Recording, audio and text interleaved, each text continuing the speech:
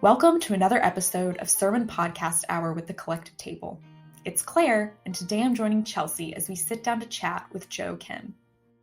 Reverend Joe Kim serves as lead pastor of Bothell United Methodist Church. Before entering parish ministry, Joe was the director of children's rights advocacy at the General Board of Church and Society of the United Methodist Church in Washington, D.C. Here he focused on policy and advocacy efforts to combat human trafficking and promote equal education opportunities for all children. He has also served as director for community care at Spark 12, senior associate for membership development and services for the Conference of Non-Governmental Organizations and Relationship with the United Nations, and program and administrative assistant at the General Board of Church and Society of the United Methodist Church. Joe has traveled around the world as a speaker and workshop leader and facilitator, encouraging people of faith to do justice, to love kindness, and to walk humbly with God. We're so glad you're joining us for this dynamic, inspirational, and important conversation. If you like what you hear, be sure to share it with a friend, give us a like, or even give us a rating. You can also find the Collective Table on Instagram, Facebook, and our website at thecollectivetable.org. To start our conversation, we wanted to give you a taste of Pastor Joe's sermon with this longer clip. If you'd like to listen to his full sermon, check out the show notes or our website.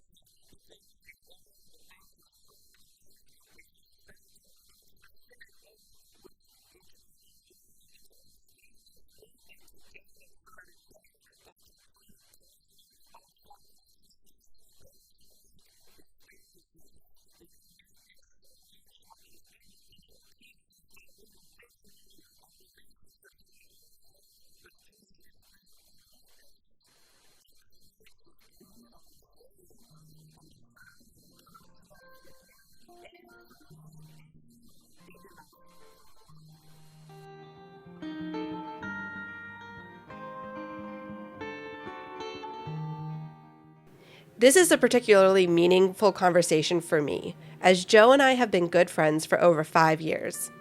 We met in seminary and were immediately friends. Joe is a passionate speaker, an advocate for social justice, and a deep biblical thinker. This sermon was preached during Lent as part of a larger sermon series called The Bigger Picture. Entitled, I Am the Resurrection and the Life, this sermon focuses on the scripture found in John 11, in which Lazarus dies and Jesus reminds his sisters that not only is he offering life after death, but also here and now. We hope you enjoy it.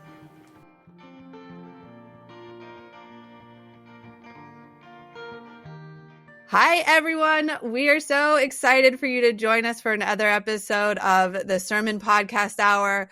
Today is a special day for me because I get to invite and welcome my good friend, Reverend Joseph Kim, to the podcast. Joe, how long have we been friends for? Oh my goodness. Well, first of all, thanks for having me. I'm so excited for this conversation ahead. I think we've known each other for 5 years now, meeting at General Conference when we were both seminarians over in Portland. Yeah. Oh my gosh. And since then, we've been in covenant groups and shared sermons and thoughts and ideas. So whenever we were putting this podcast season together, I knew I wanted you to be a part of it. You just have such a powerful way of preaching the good news, of bringing in what's happening in the world. Your passion is evident. And so I'm just so excited to lift up this sermon in particular, but for people to kind of know that you are out in the world doing this good work. So we're excited to dive in on this one. So why don't we just start to kind of like contextualize it? So who are you preaching this to? When was it? Yeah, like give us a little bit of around, well, how should we be listening to this? Yeah, so I have the privilege of serving Bothell United Methodist Church. It's a church in the northern suburbs of Seattle. I serve as a lead pastor there, and this sermon came during Lent of 2021, so earlier this year. And we were still in the midst of COVID and the pandemic. We were still all online at the time. And so we are exploring different ways to connect with the story of Jesus and how we might continue to be disciples while we are not gathered and not able to be physically together. What we ended up doing was what we were trying to figure out, how do we best connect not only our church locally but the partner churches around us. And so working with another church in our area, we came up with this idea of the bigger picture, looking at the I am statements of Jesus, right? And looking at how all of these pieced together create a more fuller image of who Jesus is, and how we took each of those week to week. And so this one was in the middle of the series. We hit on John 11, I am the resurrection and the life. And that's kind of where we were. Nice. I have so many questions for you. I'm not quite sure where to start, but for our listeners, if you go and watch Joe's sermon on YouTube, there's one thing you might notice right up front. He's not wearing any shoes. So Joe, I would love to hear about this. I'm sure there's an awesome, insightful reason. Yeah. So, part of my story, I got to serve and got my ministry start in Harlem, New York. I was serving at a church called Salem United Methodist Church in Harlem. And along my journey, I got a call to come out to Seattle, suburban, majority white, middle upper class church here in Bothell. And just the style and the flow and the rhythm was so completely different, right? Preaching in New York and Harlem in Black church, there was a lot of energy and dynamics. There's a lot of talk back, and you could. I felt like I could sense a rhythm and I could feel the energy. Whereas here, when I started preaching, and there's a lot more dynamics to that too. Here in Bothell, everything goes online, and there's another layer of messing with your psyche and trying to figure out how to best portray all that. But I was having trouble connecting with the energy of the sermon time. There wasn't a lot of response. There wasn't a lot of verbal cues. People laughed at the right places, right? But it was hard to find those to feel it. And one day I was in the middle of our 10:30 service before COVID times, and I had, in my mind, I had bombed the 8 o'clock and the 9 o'clock because they're fine.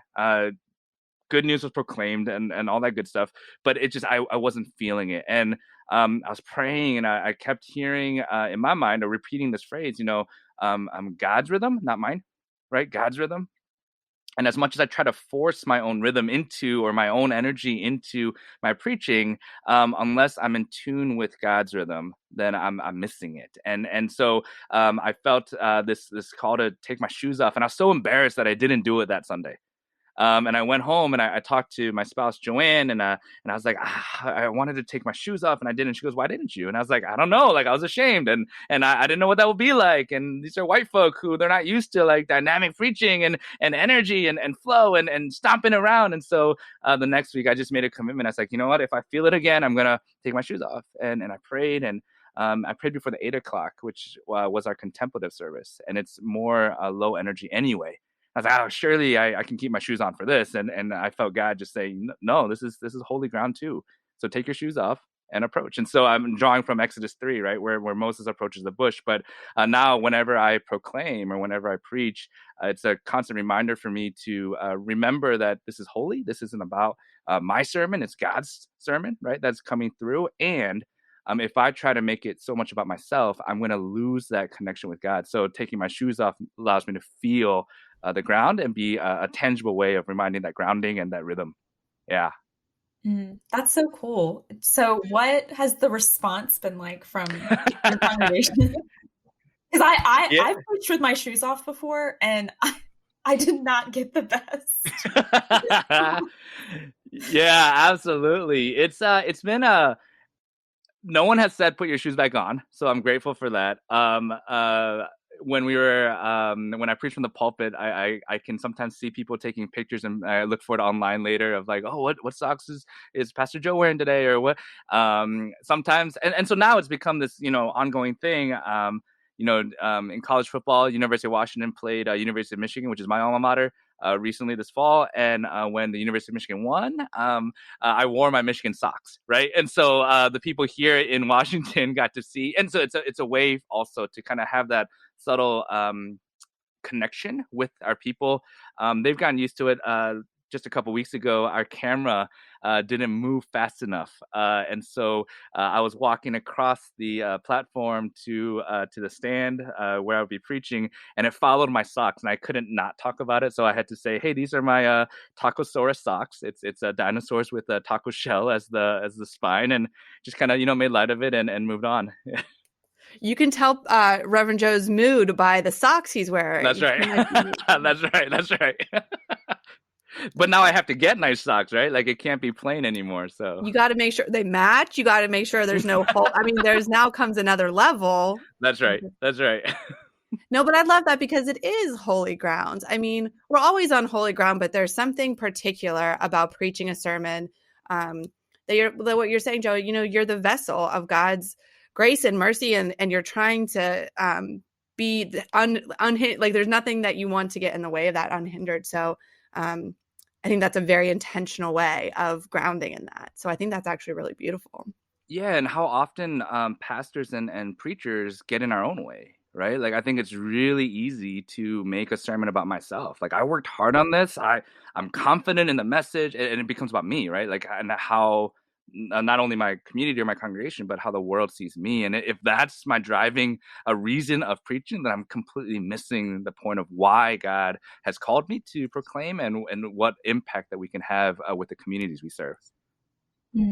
That's beautiful. I think that fits really beautifully in with the entire sermon series that this sermon fit within, because you talk about this puzzle that all of our individual relationships with Jesus, and you talk about Mary and Martha's relationship with Jesus, fit into this beautiful picture of who Jesus is.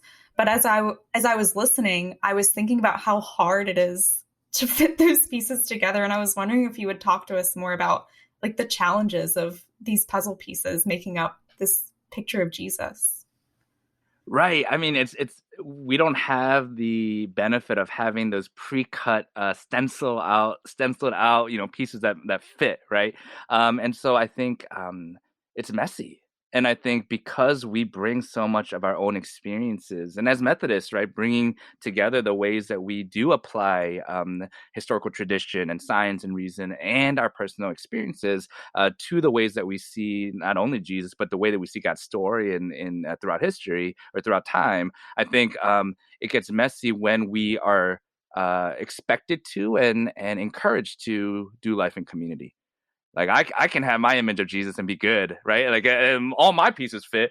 But when I'm talking to you and when I'm having these conversations with my church folk and with my community, that's where it gets messy of how do we, with our own understanding of who Jesus is, now make up the collective community of who Jesus is to us and to the world. And I think that's the hard part about why we do faith and why we allow for those conversations to happen. We don't say, here's the right answer, you got to believe what we believe, but there's ongoing dialogue and wrestling of here's one way that we might experience Jesus. And it might be at a certain time. When my grandmother died, I needed Jesus to be comforting Jesus, right? When you see injustice in the world, I need Jesus to be the one who cries out and declares that there will be justice, and I think we have these times and moments and opportunities in our lives to engage Jesus in different ways. And I think that's the beauty of it, that Jesus isn't pigeonholed, and yet we can come to it on our own and in community. And there's something about like staying humble, knowing that other people can teach us about Jesus that we, didn't know before or didn't consider before, that we haven't got Jesus and God all figured out, that we can we don't have to agree with everybody, but that we can stay open to other people's puzzle pieces. And like, that's how we can fit together too.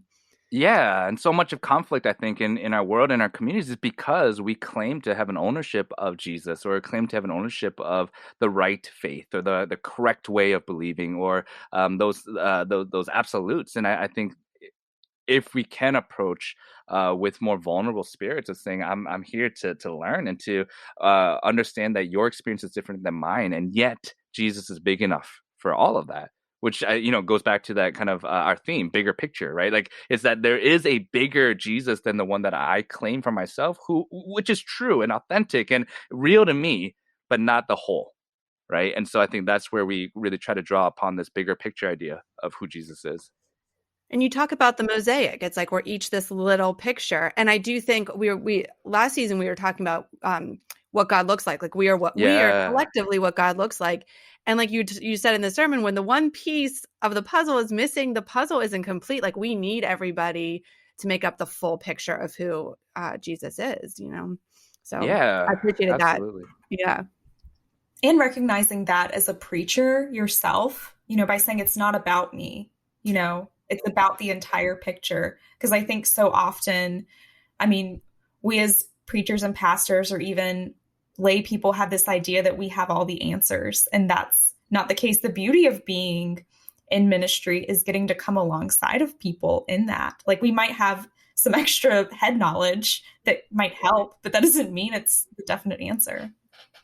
Absolutely. And just thinking about our own context, right? Like we can't. It's not only that we don't, like to me, there's something fundamental about not only do I not have your experience, I can't. And I want to honor your experiences of the complete fullness of who you are. And in order to do that, then it's who you experience Jesus to be allows for that, holy conversation to happen between us as individuals and in the broader community as we try to go closer to this, living in community together. We dove into the sermon because we have so many questions, but you do something really beautiful at the start before your sermon. And this is the time where the Asian Americans were just were murdered at the spas in Atlanta, and you light a candle for each of the victims.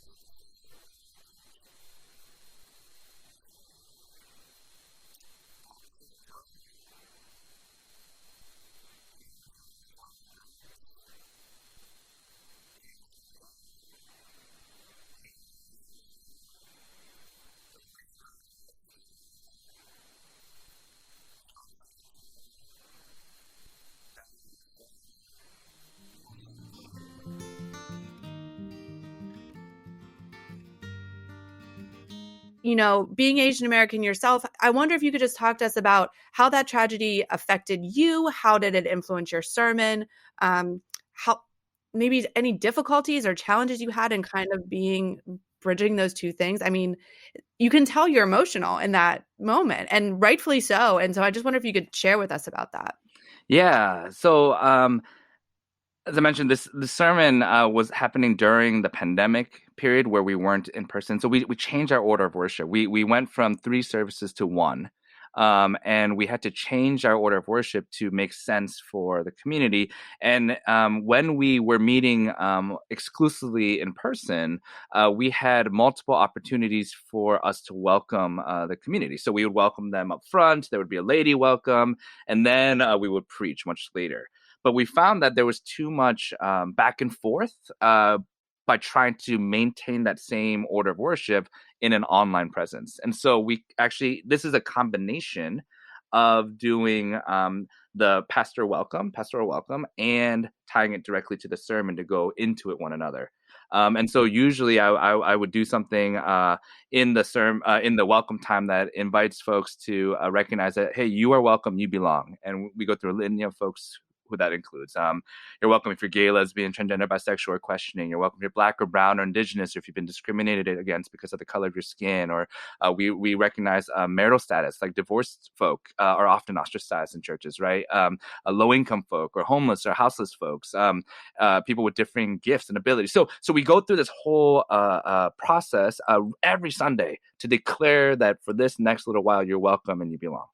But as we were in this pandemic, we put them together with the sermon time, and which was really hard, actually, because I usually disconnect the two. I want that welcome period to be specifically about that welcome moment, and then we're going to go into the word. And as we had to put them together with the tragedy that happened that week, I couldn't separate what God was speaking to our community and to our world from the incidents that were happening around us. And this isn't the first, right? Since COVID, the Chinese flu or the Kung flu, or right, like we hear how Asian folk have been attacked, and in previous sermons I talk about, actually, I have friends who share about their parents being literally knocked down in the street while they're carrying groceries, or cars being keyed, and so as an Asian American serving in a predominantly white context, and the nuances of the model minority, the nuances of the silent minority as an Asian American, the expectations that we are meek and we didn't speak out. It was putting all of those together in a way that I couldn't not talk about it, but I also didn't know how to talk about it. And so you'll notice in that beginning part, I just named, like, hey, this stuff happened. It sucks. It's not okay. And we're going to light candles because in the midst of all this, I got nothing to say about it right now. Right. And so we honor their lives. We said their names. We didn't want to get lost. And as I was preparing for this, so that happened first, right? I prepared that and I was like, we got to do that. We got to do the candles. And then as I was preparing for the sermon and doing the work around what does it mean for Jesus to say, I am the resurrection and the life? And how we as Christians are so traditionally have gone through, like we were talking about earlier, there's a clear way of believing that's going to get you to heaven. And if that's the goal, then I think we're missing the point of why we're doing life. Right? We might as well not do life, because if all we're trying to do is get to heaven, then these 80, 90 for many of us and whatever, this period of time of life doesn't make any sense and doesn't matter if the point is to get to heaven. And so that really shaped the way that I looked at the scripture text to allow for what was happening in the world, especially with these Asian American women, and especially with a hypersexualized culture, right? The purity culture that came out of the 90s, right? Of why this guy who went on this killing spree, who decided that he would be the one to get rid of these temptations, that had to have come from the church, I think. Right, this purity culture. And so what impact are we having as people of faith, and what are we teaching as pastors and as leaders of churches to for our people to say, hey, you can come on Sunday and hear this 1 hour message, but for the rest of the week you'll go do whatever you want to do.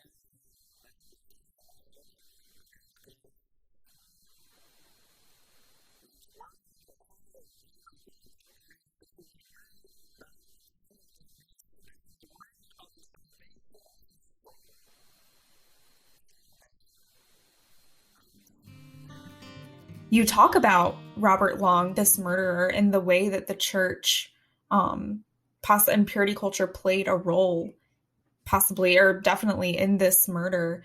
And as Chelsea and I were talking about this, we were wondering, like, what are specific ways we can be better as the church? I think you've definitely touched on talking about it as one way, but sometimes, I feel so at a loss for words.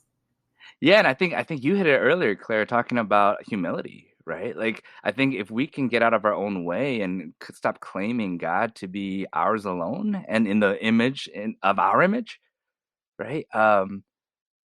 It opens up so much of the potential of who God's calling us to be. Because if God is calling us to be this one way, and in the case of Robert Long and frankly, white nationalists, right, and white Christian nationalists in today's context, God wants us to be American, and all of these other things, right? And if that's our own definition of who God is, then where's there room in that God for me, Asian American male? Where is there room in that God for my queer sibling? Where is there room in that God for, and on and on and on, right? And so I think as pastors, we've done the work of study and research and being intentional about sitting with text and listening to God.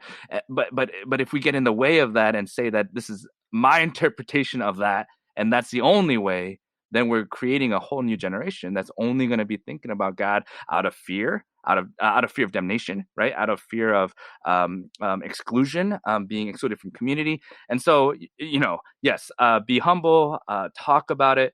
And then I think, for those of us who are in that space, to speak out against it, right? Like, sorry, that's not my God. Right. I was going to say, and the church has to claim responsibility, repent, and lament the role that we have had in perpetuating white, straight, cisgender men that are American. You know what I mean? Like, the church has had a pivotal role in society and the church and people's individual lives. And, I think we have to, what we're kind of all saying is really name that, but really say that was wrong. Like, that is not the God that we serve, believe, we have to be, but also claiming our responsibility. I mean, in the case of Robert Long, that's our fault. There's a part of that is on us to repent for. Yeah, there's just the other week I was preaching about remembering our stories, and I read the book the Caste System by Wilkerson, and it's a beautiful book, and she talks about how she visited Germany, and in Germany there's a constant reminder and remembrance of the Holocaust and the horror that was and continues to be reminded and fueled. And just telling the story of one of the tour guides who leads these children and leads them in facilitating conversation and says, hey, you're German kids, do you take responsibility for this? And they go into their small groups and then they talk and then they have these debates and then they come back and they share. And the tour guide told the story of how this one kid said, no, like, we don't take responsibility of the actions. That belongs to the generations that allowed for that horror to happen. But we take responsibility for making sure that it doesn't happen again. This is a kid, the 7-year-old kid, right? Early elementary school kid. And I think that's us, right? Like, not to name that there isn't harm still being done. Absolutely there is. I'd like to think that we're on the right track, and we can only take that next step further if we make that commitment to not allow our kids' generations. I have a 6 and a 3-year-old. Chelsea, I know you have young kids as well. Like, how will they understand the Jesus in their life? And are we going to be the ones to allow for them to have the curiosity and the questioning to maybe believe a Jesus that's different than mine and still be in that holy community together, right?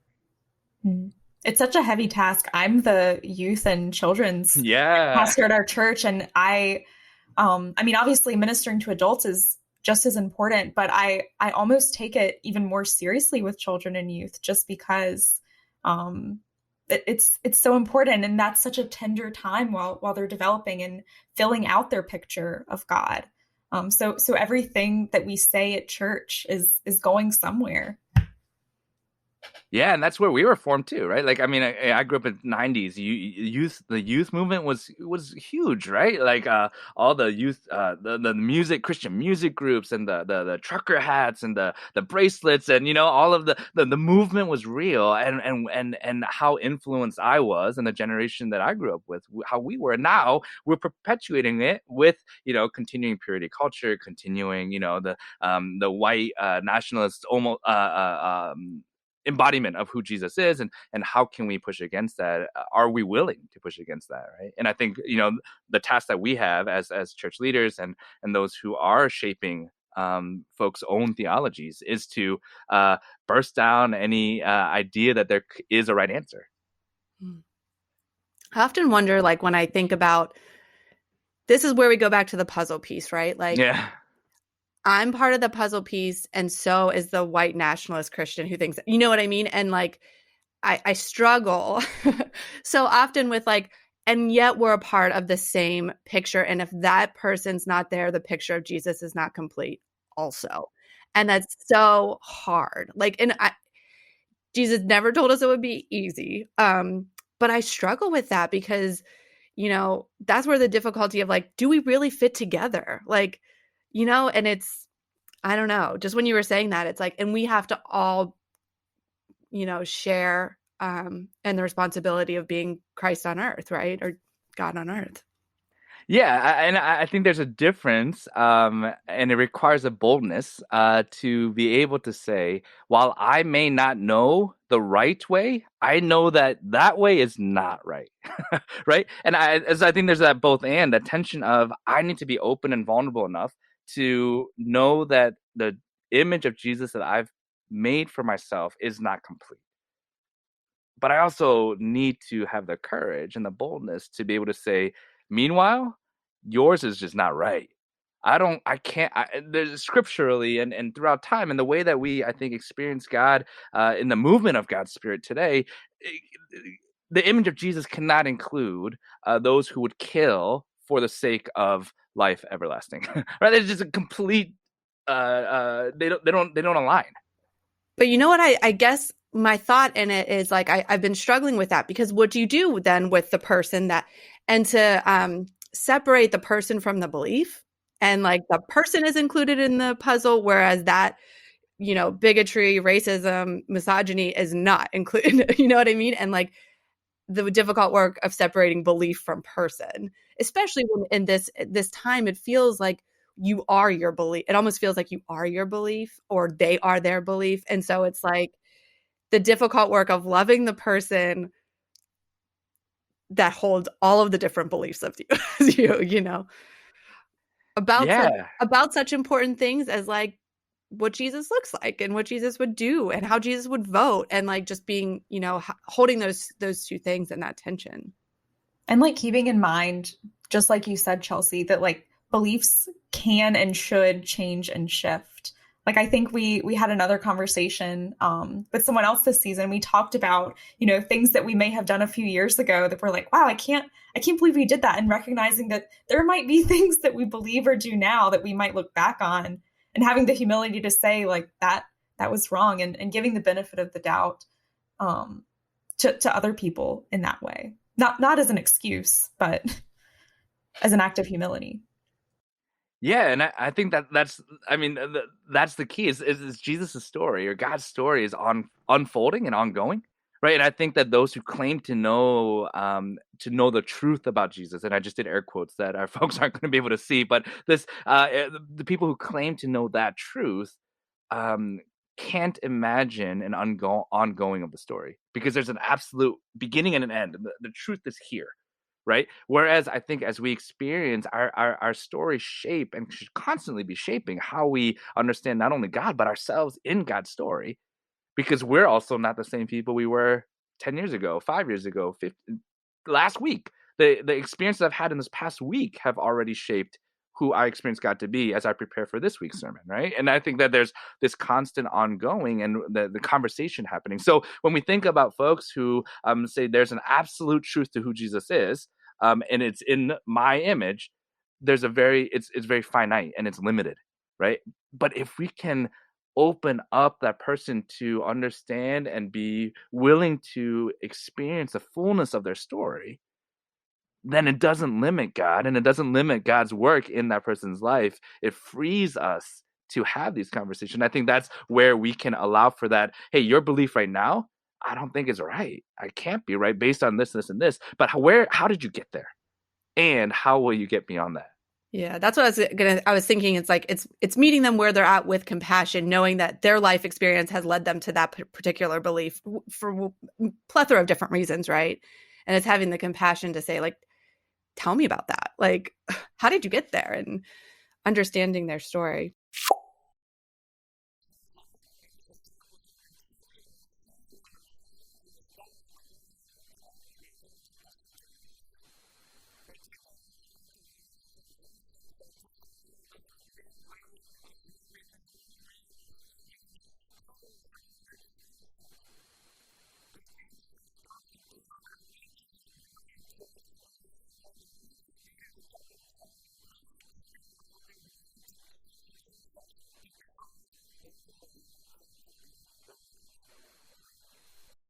There's so much in this sermon, and you preached this sermon during Lent.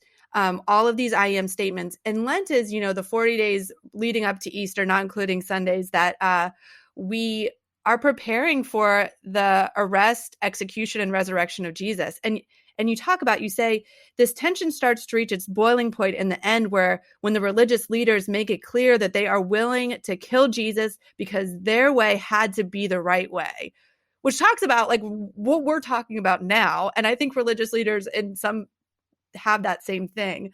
How do you see that show up in the world today, that same truth? I think often we think this was back then, but really just manifesting itself differently.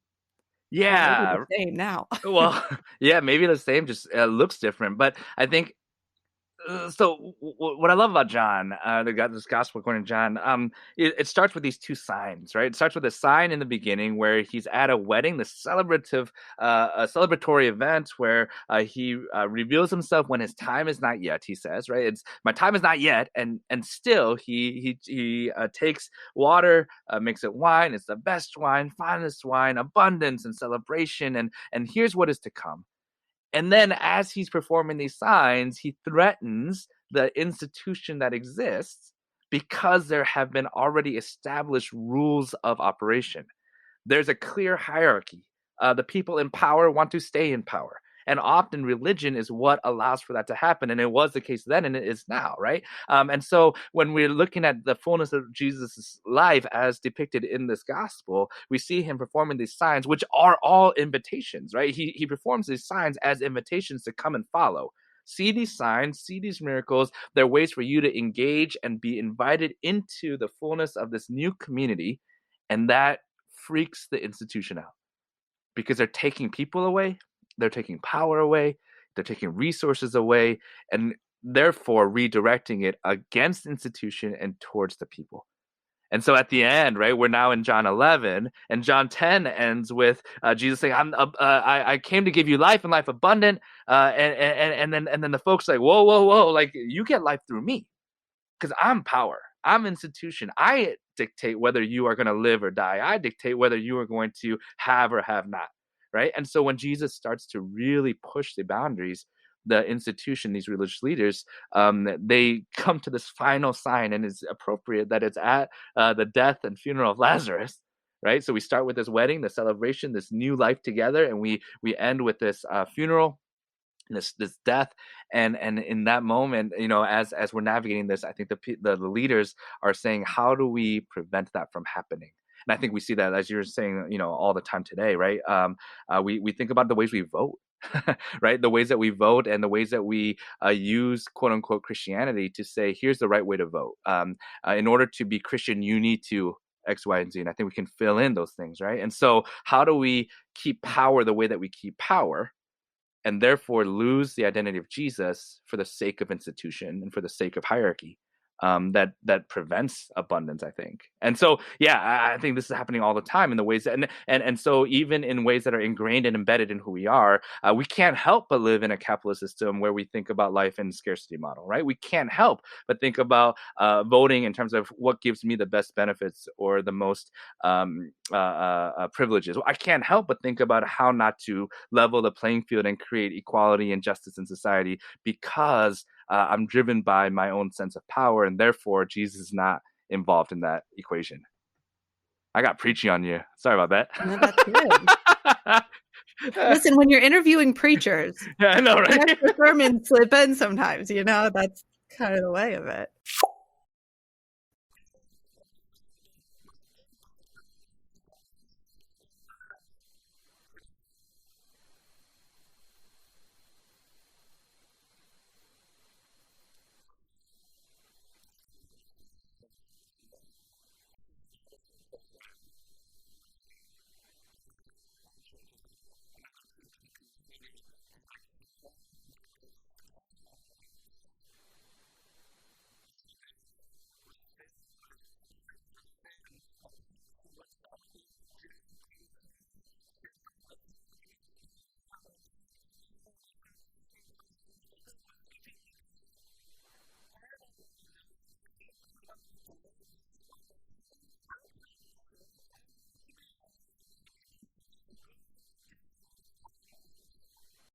We talked about this earlier.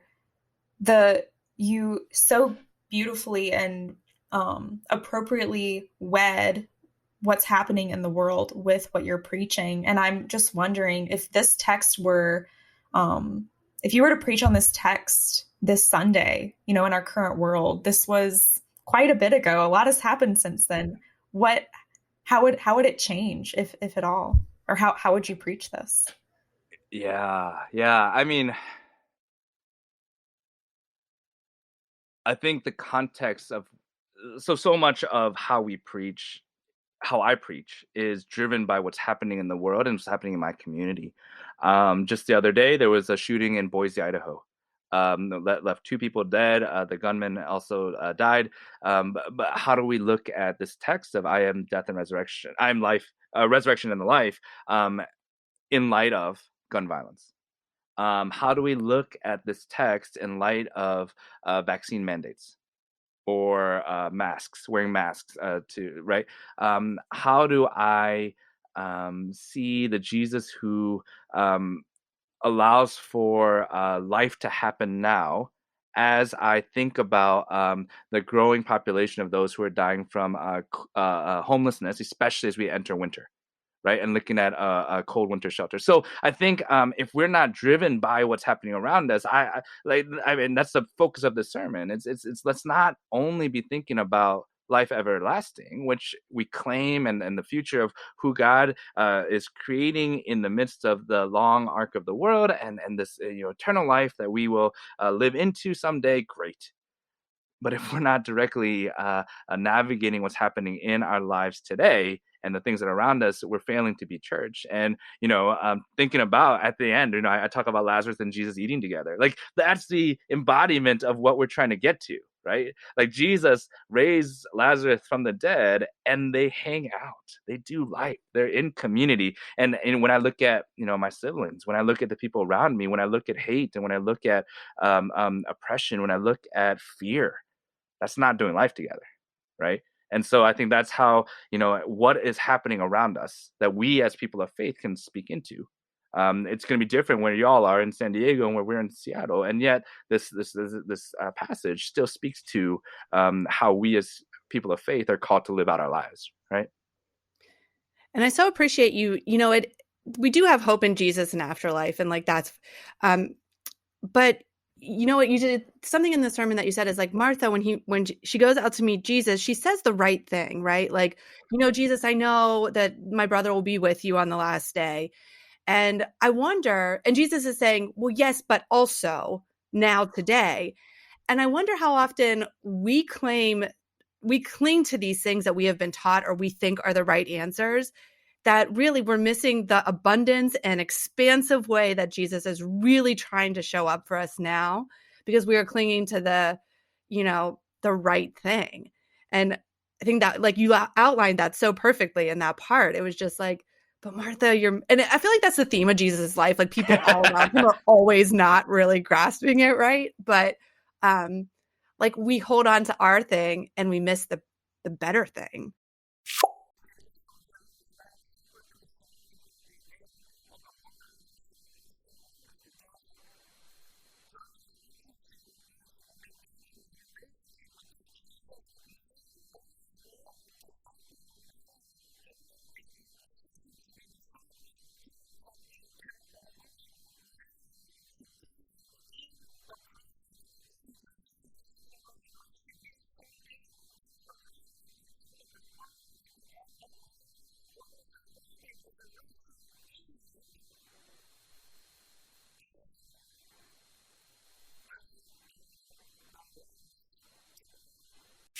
Yeah, and we miss Jesus, I think, alive today, right? So if we're looking at this text simply as words on a paper or words on pages, we see the gospel according to John of this description and narrative of Jesus' life as invitations to those specific people.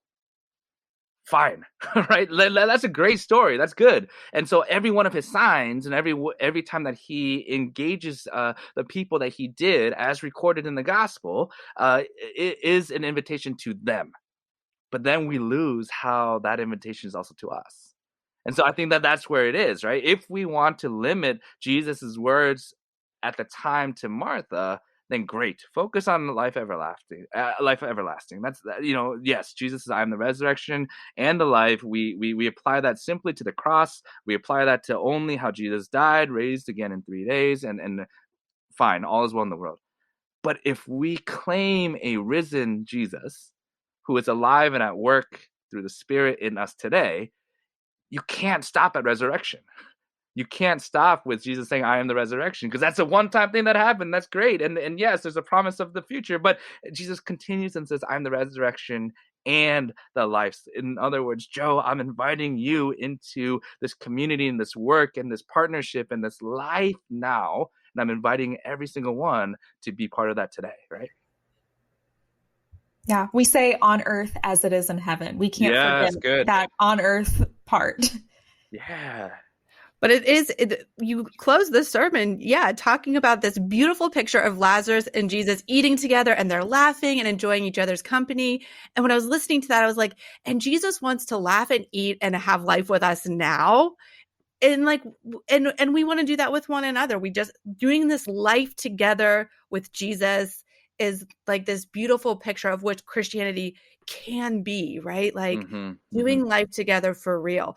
I remember, Joe, like a number of years ago, you were talking about, are you refrigerator friends? Do you remember this? Yeah. like how many people are you? Well, you explain it. It's your thing. Yeah. So I can't remember who. I was at a conference and we were in this room of all these pastors, right, and all these church leaders, and this guy goes, look around, and how many of you are friends with the people in this room? And they all, we're all like, yeah, these are my friends. And he goes, how many of you have seen the inside of these people's fridges? And everyone's hands like went down. And he's like, in order for you to be a friend, you got to be able to be vulnerable enough that someone sees your beer and your spoiled yogurt and the leftovers that's been there for a week and the steak that you have prepared for on Friday when you have date night and the celebration cake. Like, you got to be able to see all of that together inside someone's fridge. But more than that, you got to be willing to open your own fridge for someone else to see. And so that moment of Jesus and Lazarus eating and laughing, and I mean, I imagine, burping and having food stuck in their teeth and spilling and all of that together, that intimacy of saying, hey, we're going to sit next to each other on the floor in proximity with one another. That is, to me, the beautiful image of community. And we can't do that until we break down, right, those walls of saying, I'm going to get to heaven. You may or may not, but I'm going to get to heaven. Until we experience that life together today, how do we continue to do this Christian life? It doesn't work in my mind if we're only focused on that long term.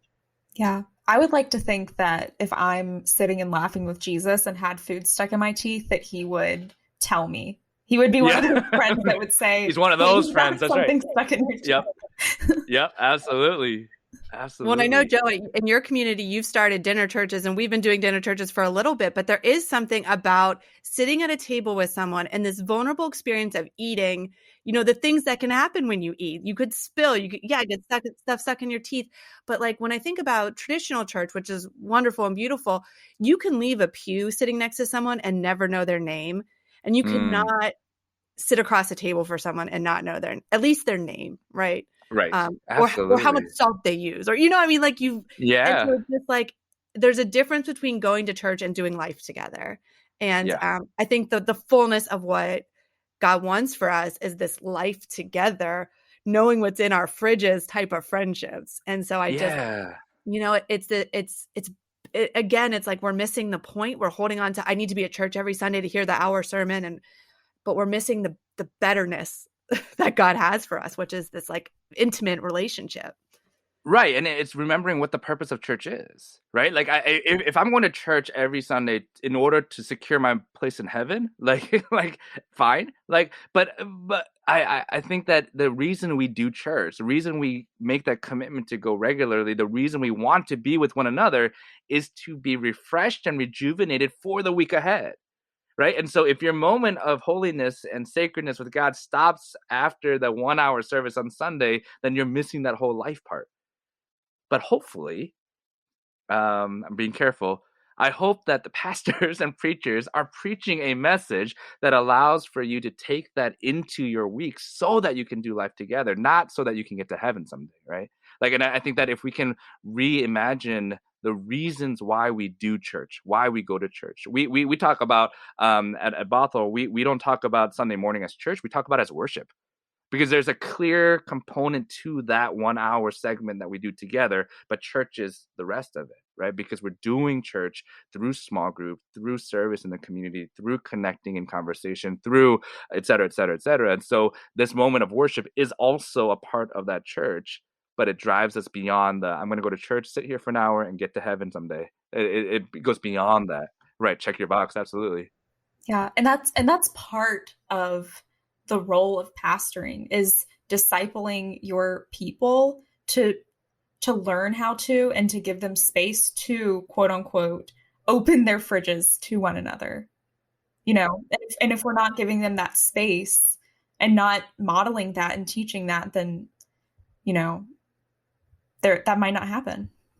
Right. And so if we go back to Robert Long, right, and just thinking about his life and thinking about my own life, we're all conditioned to suppress and to hide our insecurities, our fears, our mistakes, our the things that we're ashamed of, as opposed to, right, covenanting and doing this accountability with one another. So I think I said in the sermon something along the lines of, Robert Long, he decided to do the terrible and horrible deeds that he did because he was afraid for his salvation or something like that. And so he was afraid of not being able to get to heaven because he was afraid of lust.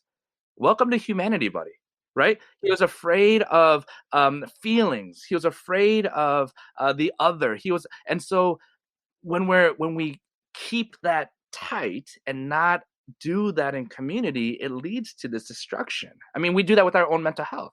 If I don't talk about my feelings with my spouse, if I don't talk about my feelings with my covenant group, if I don't share the things I'm struggling with, and I choose to do that alone, the only outlet is through, I think, destructive means, either harming myself or harming others. And I think, that experience, that moment in that we drew from in the sermon of Robert Long, it's an expression of that. And we see that every day, not maybe to that extreme, but because Christian folk have been told that you got to be pure, you got to be clean, no mistakes, wear your Sunday best, which, I still wear a tie every Sunday. I'm not criticizing that, but this mentality of I can only bring, quote unquote, my best self to God and not my real self to God. That's what leads us to brokenness and harming behavior. Yeah. Yep. We've been doing a lot of air quotes in this. Yes. In this conversation, yet another air quote, Sunday quote best. Sunday quote best. That's right. Yeah, that's funny. Well, Joe, there's so much still in this sermon. I think the best thing for people to do is listen to it. And as people listen to it, if they jot down questions or answers or things that come up for them to kind of share with us. But thank you for this gift of your words, of your passion, of your vulnerability. I mean, you really model that in this service. And so talk about teaching people, bringing your true self. You're such a good example of this. And so we appreciate the sermon. We appreciate the conversation today. We appreciate you. So thank you so much, my friend. Absolutely. I'm a huge fan of the podcast, and I appreciate all the great work you're doing and the invitation to be on here and always to connect with friends. And so thanks for having me.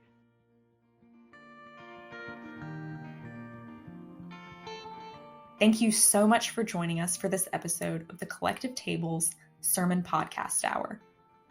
May you continue to encounter the mystery of a God ever present. May you live into the grace that God has set before you. May you remain open to the ever expansive love of our great God. May you find joy and peace in the small and large moments.